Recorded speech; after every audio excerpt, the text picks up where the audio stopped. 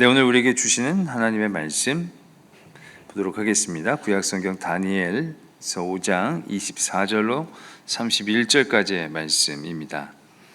제가 가지고 있는 구약성경 1242면에 있는 다니엘서 5장 24절로 31절까지의 말씀,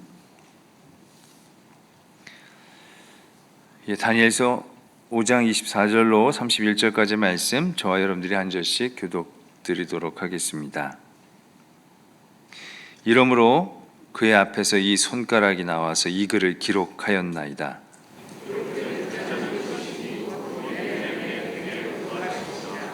그 글을 해석하건대 메네는 하나님이 이미 왕의 나라의 시대를 세워서 그것을 끝나게 하셨다 하며,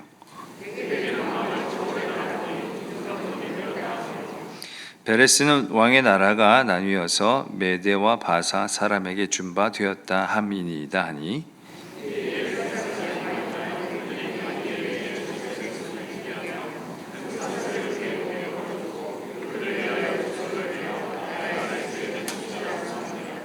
그날 밤에 갈대아 왕 벨사살이 죽임을 당하였고 메대 사람 다리오가 나라를 얻었는데 그때의 다리오는 62세였더라. 아멘. 하나님의 말씀입니다. 할렐루야. 이 3일 저녁 하나님 앞에 나오신 여러분들을 하나님의 이름으로 축복합니다. 여러분들에게 어메이징 그레이스가 있으시기를 바랍니다. 여러분, 그 수수께끼 좋아들 하십니까? 몇 개 한번 같이 풀어볼까요? 여러분, 먹으면 죽는데 안 먹을 수 없는 것이 있답니다. 나이 맞습니다. 울면 절대로 안 되는 날이 있답니다. 울면 안 되는 날. 어떤 날입니까? 중국집이 쉬는 날은 울면이 안 된다고. 계절에 관계없이 사시사철 피는 꽃은 무엇일까요?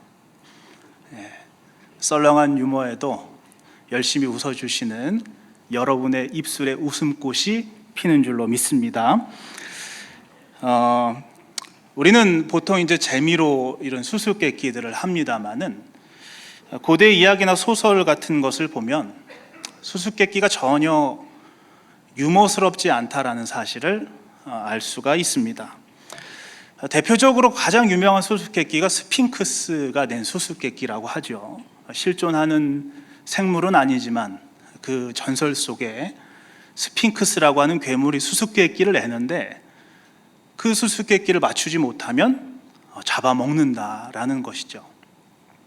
유명한 오페라 투란도트라고 하는 오페라에 나오는 투란도트 공주도 3가지 수수께끼를 자신에게 청혼해 오는 남자들한테 냈다고 합니다.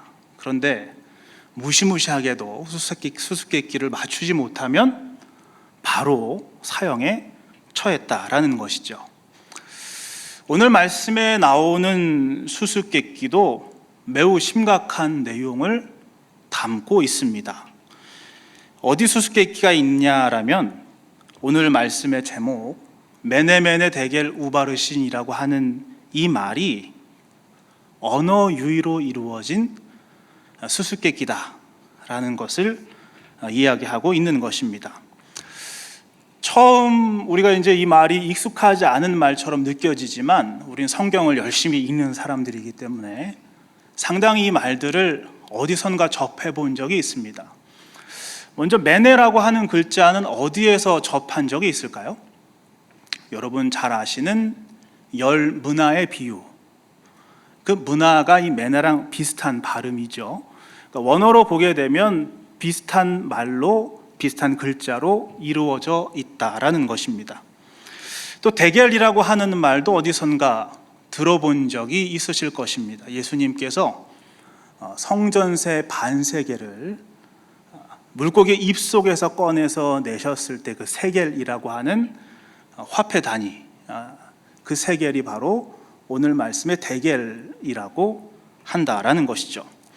우바르신이라고 하는 말은 뒤에 설명이 오늘 말씀에도 베레스라고 되어 있는데 나뉘다라는 뜻의 페레스라고 하는 단어 가운데서 나온 말이라고 하는 것입니다. 그러니까 오늘 말씀을 이 나라 사람들이, 이때 당시의 사람들이 처음 딱 들으면 우리식으로 표현했을 때 이런 느낌이라는 것이죠. 10,000원짜리 하나, 1,000원짜리 하나, 그리고 5,000원짜리 둘. 그러니까 이 말을 들으면 이 바벨론의 지혜자들이 읽지는 못했습니다마는 이 말을 들으면 이게 무슨 말인가 했을 것이 분명한 것이라는 거죠. 그러니까 수수께끼라는 얘기입니다. 이것을 풀이하면 무슨 뜻이냐면, 본래는 10,000원짜리였는데 세어보고 저울에 달아보니까 당신 벨사살 왕의 값어치는 1,000원짜리밖에 안 된다. 그러니까 내가 나누어서 페레스해서 5,000원짜리 2장으로 나뉘어 다른 사람에게 주겠다라고 하는 풀이가 된다라는 것이죠. 그러니까 다니엘이 이르기를 왕의 나라가 나뉘어서 메대와 바사에게 넘어가게 됐습니다라고 멸망의 무서운 예언을 하고 있는 무서운 수수께끼이라는 것입니다. 이 수수께끼를 가만히 생각을 해보면 우리는 하나님의 보이지 않는 세계 통치의 사실을 깨달을 수 있습니다. 이 세계의 역사, 이 세계의 패권은 이 패권을 다투는 몇몇 큰 강대국들에 의해서 이루어지고 움직여지고 조정되는 것처럼 보이지만은 사실은 하나님의 보이지 않는 손이 왕들을 세워보고 또 나라들을 저울에 달아보고 하나님께서 원하시는 사람, 하나님께서 쓰고자 하는 이에게 그 권력을 이양해 내신다라는 사실을 깨달을 수 있는 것입니다.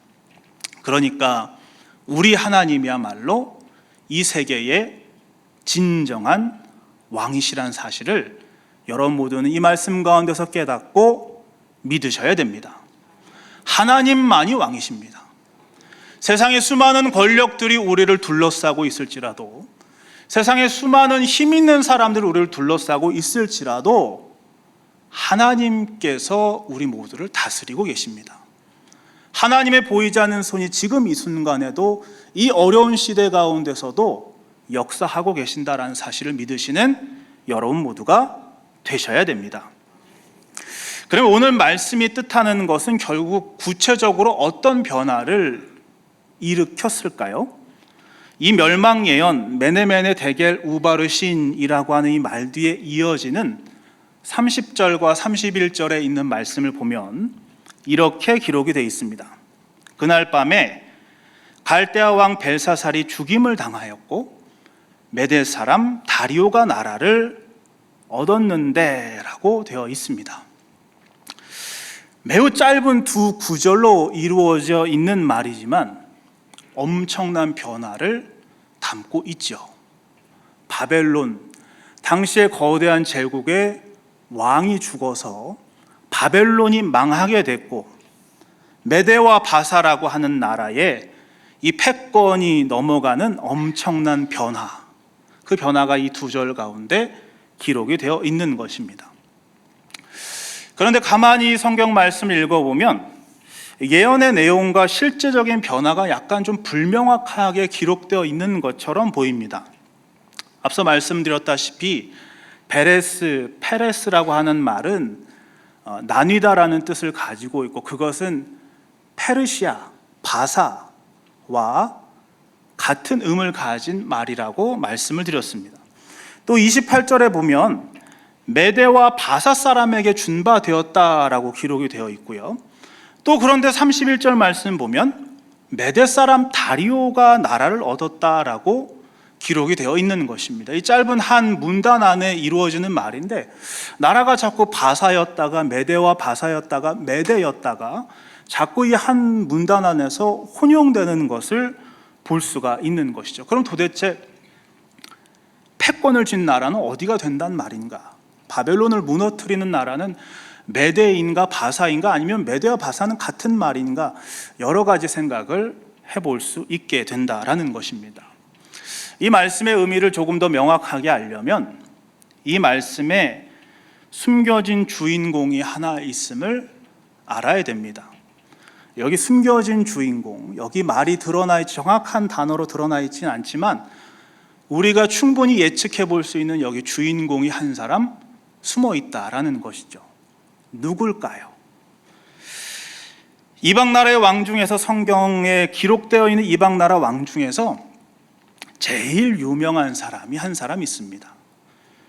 하나님을 믿는 사람은 아니었던 걸로 보이는데 하나님을 찬양하는 글도 남기기도 하고, 하나님께서 친히 그를 향해서 나의 목자다, 나의 기름 부음 받은 자이다라고 표현한 사람이 있습니다.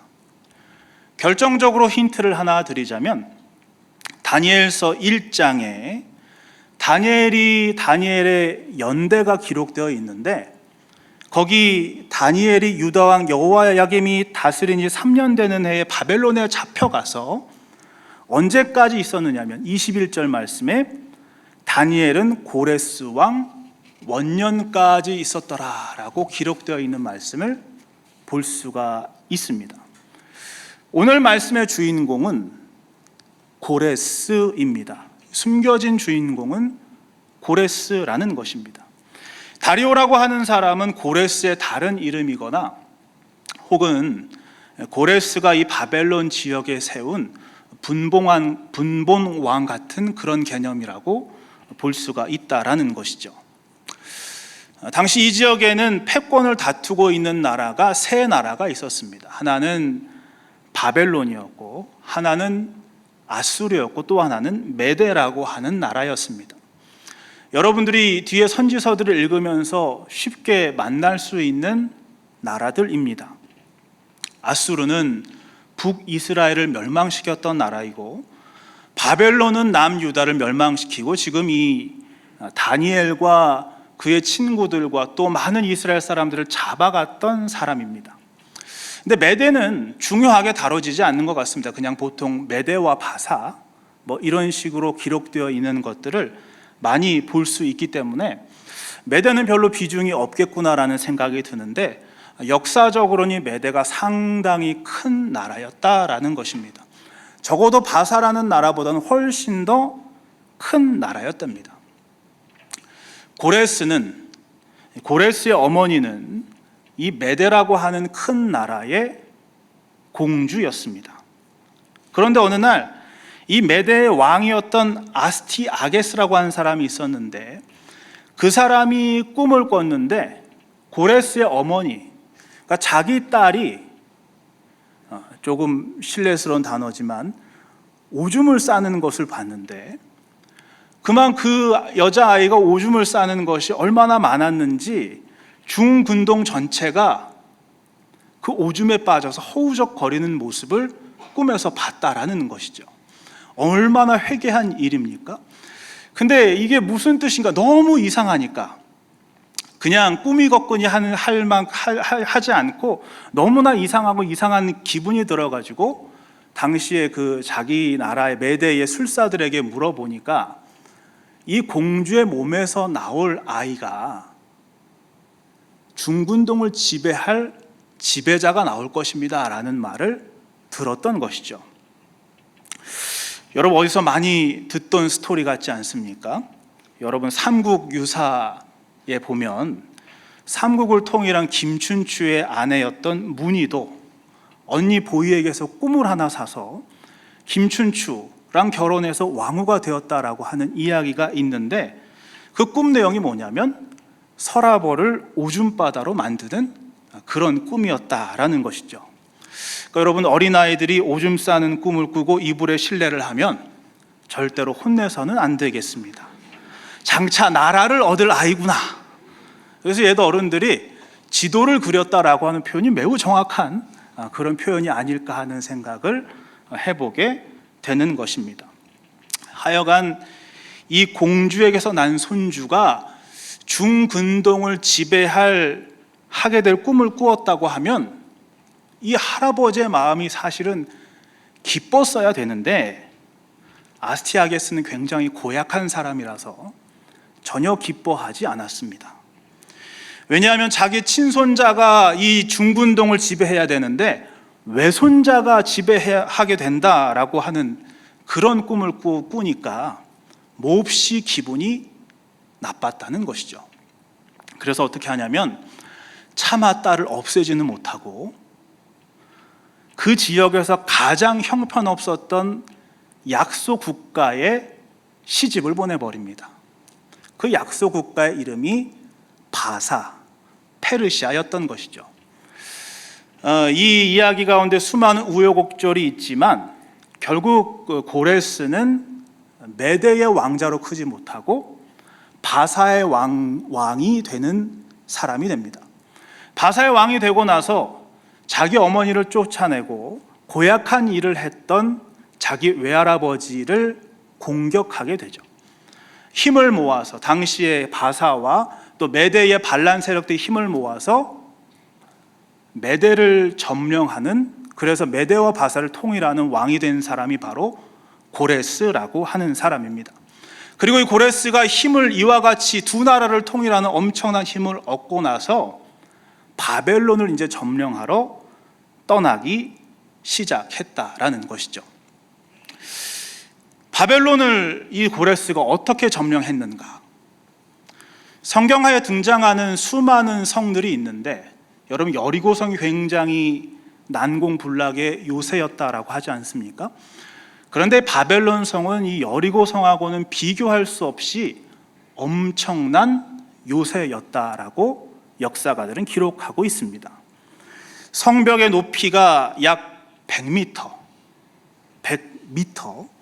성벽의 두께가 약 32m, 그리고 이 성을 침범해 들어오는 세력들이 바닥을 파서 성 밑으로 들어올 수 없게 만들기 위해서 성벽의 깊이가 또한 11m. 그런데 그런 성벽이 하나가 아니고 이중으로 도시를 싸고 있었다라고 하는 것입니다. 그것만으로도 부족해서 그 이중 성벽의 주변에 둘레에다가 강을 파가지고 거기에 유브라데 강물을 끌어서 거기다 물을 채웠다라는 것입니다.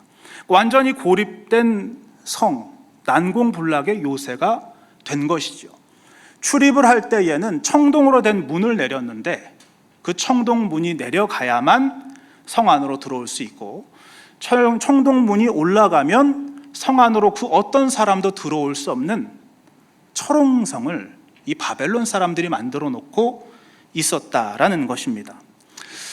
그러니까 이 바벨론은 그 누가 쳐들어와도 절대로 침공할 수 없다라고 하는 그 교만함과 오만함이 벨사살 왕에게 있었다라는 것이죠.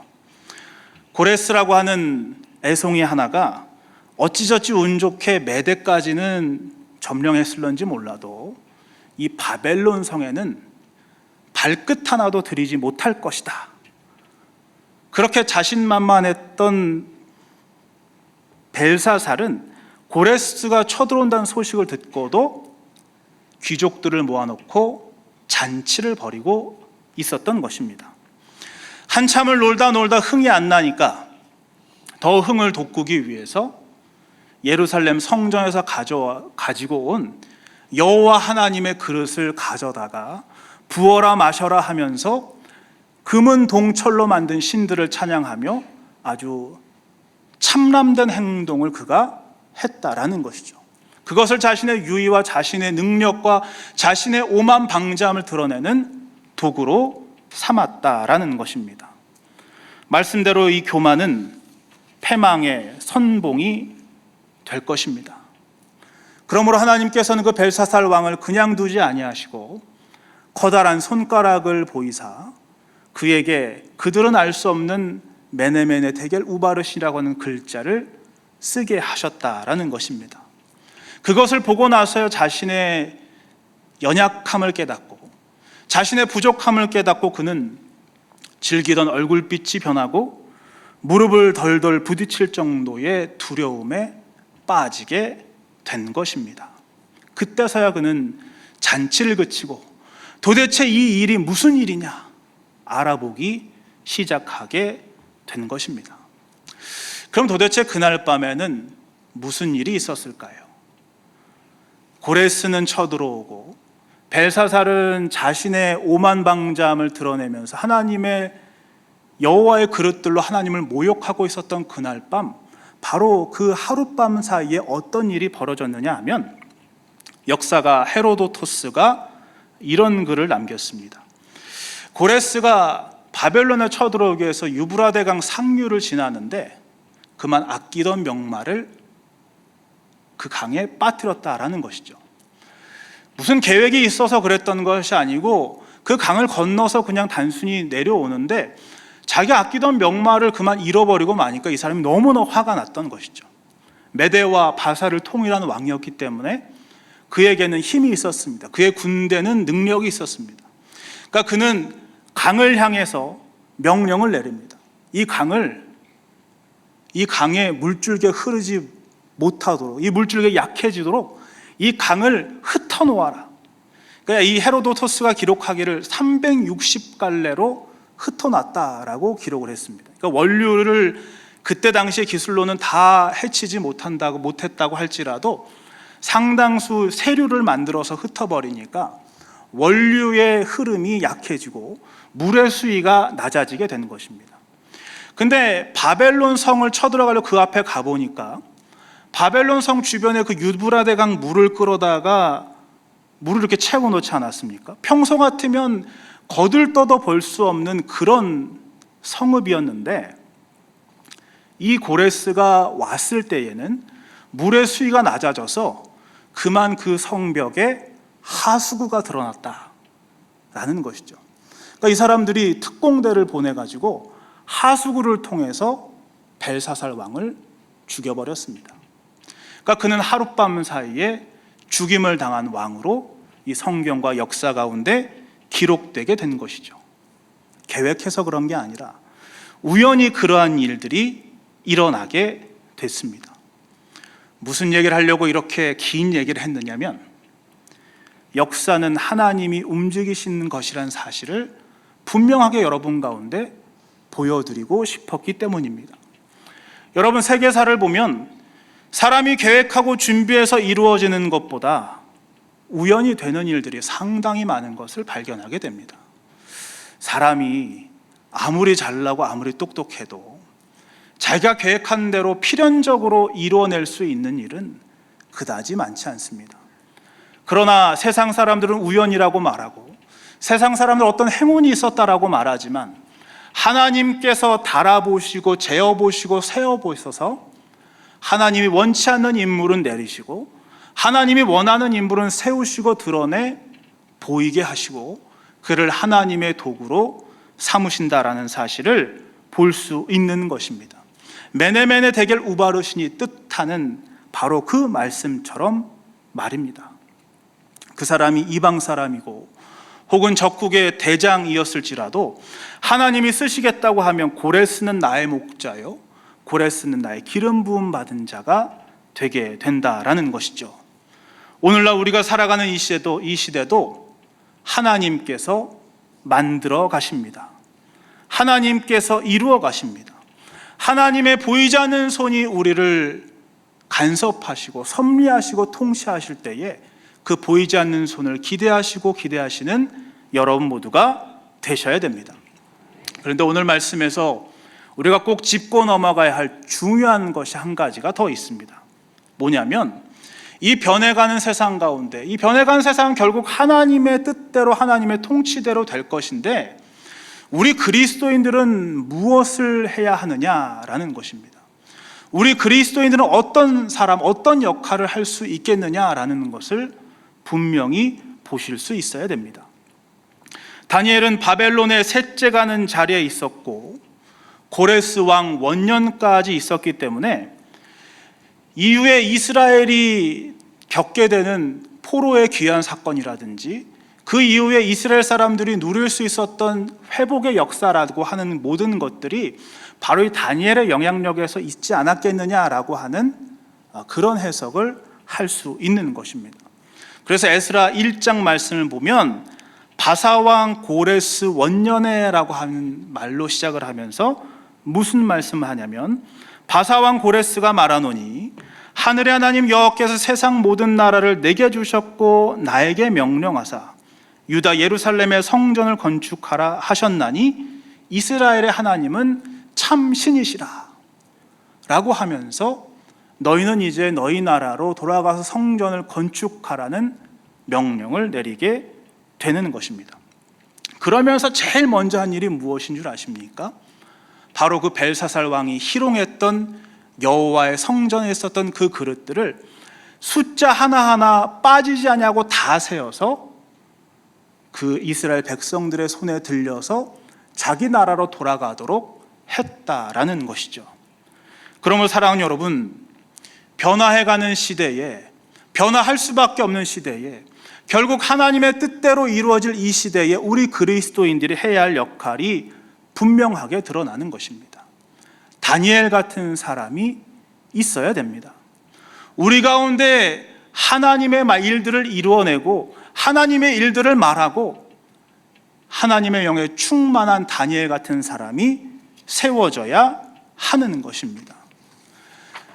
아무도 그 메네메네 데겔 우바르신의 글자의 뜻을 알지 못할 때 왕후가 한 사람을 기억해냅니다. 아마 그때까지 다니엘이 상당 기간 잊혀진 가운데 있었던 모양인데, 그 왕후가 기억을 해내고서는 왕의 나라에 하나님의 신에 충만한 사람이 있습니다 라고 이야기를 하는 것입니다. 그러므로 우리가 이 코로나 시대에, 우리가 이 어려운 시대에, 우리가 이 변화해가고 변할 수밖에 없는 이 시대에 해야 할 일은 영성에 충만한 사람이 되어야 하는 것입니다. 여러분 한 사람 한 사람이 하나님의 영에 감동된 사람이 되고 하나님의 숨은 실력자들이 되고 하나님의 일들을 말할 수 있는 사람이 될 수 있을 때에 하나님께서 꼭 필요한 일들에 우리 가운데, 우리 이 세상의 역사가 이루어져 가는 가운데 우리를 들어서 사용하시고 우리를 통해 역사하신다라는 사실을 깨달을 수 있게 되는 것입니다. 그러므로 사랑하는 여러분, 하나님의 영에 충만한 사람들이 다 되시기를 바랍니다. 하나님의 영에 감동된 여러분들이 되셔야 됩니다. 그럼 도대체 어떻게 하나님의 영에 감동된 사람이 될 수 있을까요? 예수 믿으면 하나님의 영에 충만한 사람 된다고 생각하지만 여러분 한 가지 더 갖추어야 될 것이 있습니다. 우리 주님께서도 분명히 하셨던 그 말씀, 기도 외에는 다른 것으로 이런 종류가 나갈 수 없느니라. 다니엘은 어떤 사람이었습니까? 바벨론의 산의 진미를 거부한 사람. 바벨론은 그 산의 진미를 거부하고 자신을 깨끗하게 지켰고 또한 핍박을 받을 줄 알면서도 기도하는, 하루 3번 기도하는 습관을 결코 버리지 않았던 사람으로 우리가 분명히 알고 있지 않습니까? 이 여름에 사실은 우리가 정말 열심히 더 기도하고 정말 더 열심히 기도하는 프로그램들을 만들어내고 거기 참여하고 더 영적으로 충만해지기 위해서 노력해야 되는데 코로나 때문에 하지 못한다, 코로나 때문에 모든 길이 막혔다라는 생각이 들게 됩니다. 그러나 여러분, 기도는 코로나여도 할 수 있습니다. 여러분 각자의 자리에서도 충분히 할 수 있는 일이 바로 기도라는 것입니다. 또 여러분 지금처럼 마스크를 쓰고서라도 기도의 자리에 나오고 하나님의 일들을 함께 나누고 기도하는 사람으로, 성령 충만한 사람으로 선다면 여러분 우리는 어느 때든지 어떤 시대든지 기도하는 하나님의 영에 충만한 사람으로 설 수 있게 되는 것입니다. 요한 웨슬레의 어머니 수산나는 아이를 19명을 키웠답니다. 얼마나 시간이 없었겠습니까? 그럼에도 그녀가 기도하기 위해서 한 것은 앞치마를 뒤집어 쓰는 일이었답니다. 어느 때든지 기도해야 될 시간이 되면, 어느 때든지 기도해야 될 일이라고 생각이 되면 그는 바로 그 자리에서 앞치마를 뒤집어 쓰고 바로 그것을 성전 삼고 바로 그것을 기도처로 삼고 바로 그곳을 하나님을 만나는 거룩한 자리로 삼았다라는 것이죠. 그러므로 사랑하는 여러분, 하나님의 신에 감동된 기도하는 이들이 다 되셔야 됩니다. 하나님의 역사는 그 기도하는 사람들을 통해서 오늘도 이루어져 가고 있는 줄로 믿습니다.